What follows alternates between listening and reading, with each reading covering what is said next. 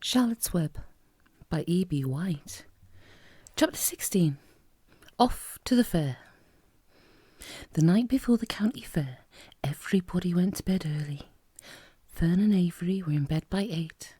Avery lay dreaming that the Ferris wheel had stopped and that he was in the top car. Fern lay dreaming that she was getting sick in the swings. Lurvy was in bed by 8:30. He lay dreaming that he was throwing baseballs at a cloth cat and winning a genuine Navajo blanket. Mr. and Mrs. Zuckerman were in bed by 9. Mrs. Zuckerman lay dreaming about a deep freeze unit. Mr. Zuckerman lay dreaming about Wilbur. He dreamt that Wilbur had grown until he was 116 foot long and 92 foot high, and that he'd won all the prizes at the fair and was covered with blue ribbons and even had a blue ribbon tied to the end of his tail. Down in the barn cellar, the animals too went to sleep early, all except Charlotte. Tomorrow would be fair day. Every creature planned to get up early to see Wilbur off on his great adventure.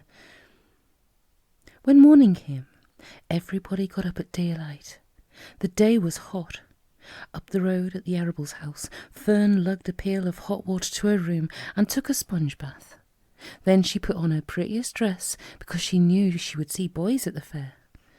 Mrs. Arable scrubbed the back of Avery's neck and wet his hair and parted it and brushed it down hard until it stuck to the top of his head, all but about 6 hairs that stood straight up. Avery put on clean underwear, clean blue jeans and a clean jersey. Mr. Arable dressed, ate breakfast, and then went out and polished his truck. He had offered to drive everybody to the fair, including Wilbur. Bright and early, Lurvy put clean straw in Wilbur's crate and lifted it into the pig pen. The crate was green. In gold letters it said, "Zuckerman's Famous Pig." Charlotte had her web looking fine for the occasion. Wilbur ate his breakfast slowly. He tried to look radiant without getting food in his ears. In the kitchen, Mrs. Zuckerman suddenly made an announcement. "Homer," she said to her husband, "I'm going to give that pig a buttermilk bath." "A what?" said Mr. Zuckerman. "A buttermilk bath. My grandmother used to bathe her pig with buttermilk when it got dirty. I just remembered." "Wilbur's not dirty," said Mr. Zuckerman proudly. "He's filthy behind the ears," said Mrs. Zuckerman. "Every time Lurvy slops him, the food runs down about the ears. Then it dries and forms a crust. He also has a smudge on one side where he lays in the manure." "He lays in clean straw," corrected Mr. Zuckerman. "Well, he's dirty. He's going to have a bath." Mr. Zuckerman sat down weakly and ate a doughnut. His wife went to the woodshed. When she returned, she wore rubber boots and an old raincoat, and she carried a bucket of buttermilk and a small wooden paddle. "Edith, you're crazy," mumbled Zuckerman. But she paid no attention to him. Together they walked to the pig pen. Mrs. Zuckerman wasted no time. She climbed in with Wilbur and went to work. Dipping her paddle in the buttermilk, she rubbed him all over. The geese gathered round to see the fun, and so did the sheep and lambs. Even Templeton poked his head out cautiously to watch Wilbur get a buttermilk bath. Charlotte got so interested she lowered herself on a dragline so she could see better. Wilbur stood still and closed his eyes. He could feel the buttermilk trickling down his sides. He opened his mouth and some buttermilk ran in. It was delicious. He felt radiant and happy. When Mrs. Zuckerman got through and rubbed him dry, he was the cleanest, prettiest pig you ever saw. He was pure white, pink around the ears and snout, and smooth as silk. The Zuckermans went up to change into their best clothes. Lurvy went to shave and put on his plaid shirt and his purple necktie. The animals were left to themselves in the barn. The 7 goslings paraded round and round their mother. "Please, please, please, take us to the fair," begged a gosling. Then all 7 began teasing to go. "Please, please, please, please, please, please, please, please, please." They made quite a racket. "Children," snapped the goose, "we're staying quietly, idly at home. Only Wilbur is going to the fair." Just then Charlotte interrupted.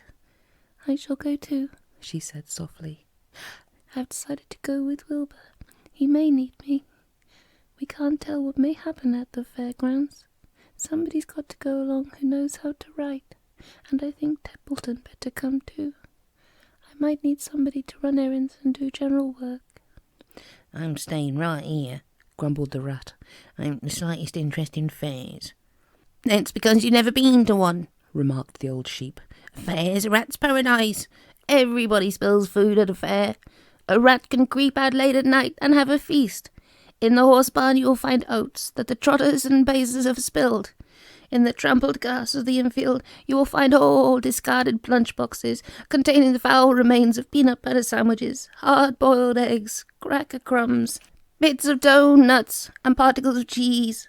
In the hard-packed dirt of the midway, after the glaring lights are out and the people have gone home to bed, you will find a veritable treasure of popcorn fragments, frozen custard dribblings, candied apples abandoned by tired children, sugar fluff crystals, salted almonds, popsicles, partly gnawed ice cream cones, and the wooden sticks of lollipops.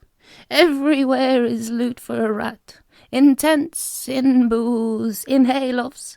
Why, a fair has enough disgusting leftover food to satisfy a whole army of rats. Templeton's eyes were blazing. Is this true? He asked. Is this appetizing yarn of yours true? I like high living, and what you say tempts me. It's true, said the old sheep. Go to the fair, Templeton. You'll find that the conditions at a fair will surpass your wildest dreams.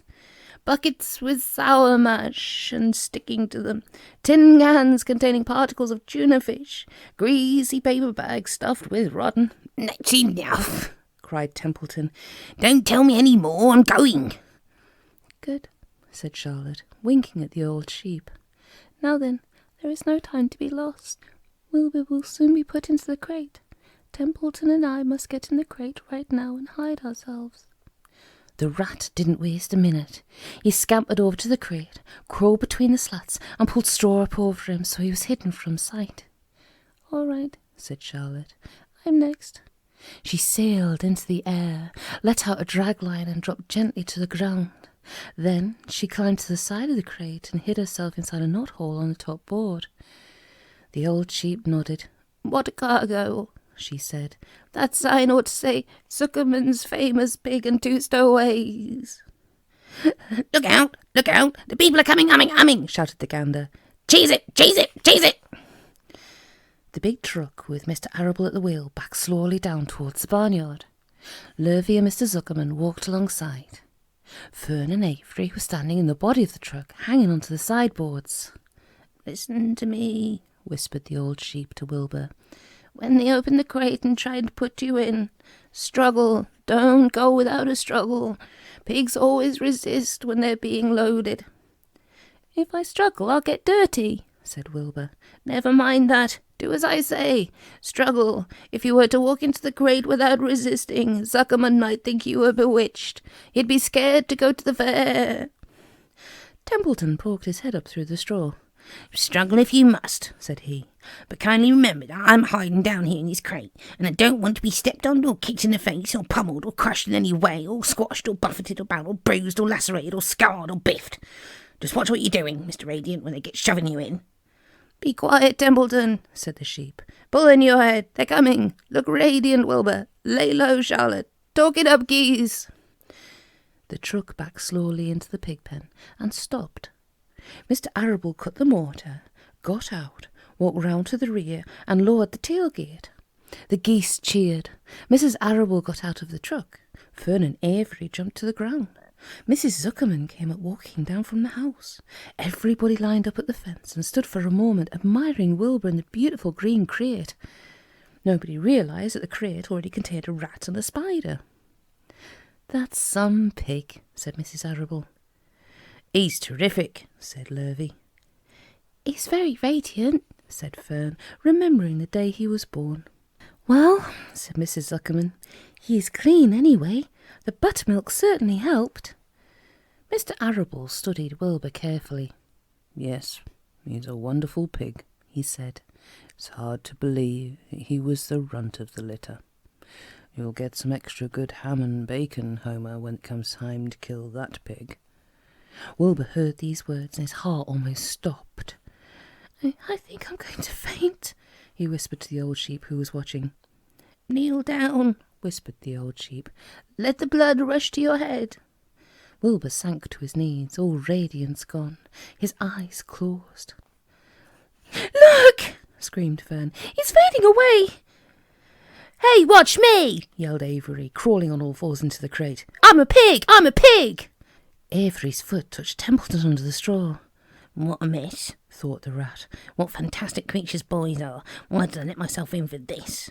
The geese saw Avery in the crate and cheered. "Avery, you get out of that crate this instant!" commanded his mother. "What do you think you are?" "I'm a pig!" cried Avery, tossing handfuls of straw into the air. "Oink, oink, oink!" "The truck is rolling away, Papa," said Fern. The truck, with no one at the wheel, had started to roll downhill. Mr. Arable dashed to the driver's seat and pulled on the emergency brake. The truck stopped. The geese cheered. Charlotte crouched and made herself as small as possible in the knothole so Avery wouldn't see her. "Come out at once!" cried Mrs. Arable. Avery crawled out of the crate on his hands and knees, making faces at Wilbur. Wilbur fainted away. "The pig has passed out," said Mrs. Zuckerman. "Throw water on him." "Throw buttermilk," suggested Avery. The geese cheered. Lurvy ran for a pail of water. Fern climbed into the pen and knelt by Wilbur's side. "It's sunstroke," said Zuckerman. "The heat is too much for him." "Maybe he's dead," said Avery. "Come out of that pig pen immediately!" cried Mrs. Arable. Avery obeyed his mother and climbed into the back of the truck so he could see better. Lurvy returned with cold water and dashed it onto Wilbur.